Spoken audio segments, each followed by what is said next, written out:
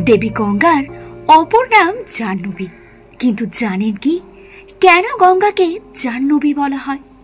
কথিত আছে মর্তে ভগীরথকে অনুসরণ করার সময় বেগবতী গঙ্গা সামনে যা কিছু পেলেন তা সবকিছু ভাসিয়ে নিয়ে চললেন। এক পর্যায়ে গঙ্গার সামনে পড়ল জহন্য মুনির আশ্রম। জলে তোড়ে গঙ্গা ভাসিয়ে দিলেন সেই আশ্রমের সবকিছু। ধ্যান ভঙ্গ হলো মুনিবরের।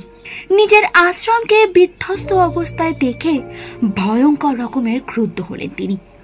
উগ্রতপা জহন্য ক্রুদ্ধ হয়ে গঙ্গার সমস্ত জল পান করে ফেললেন।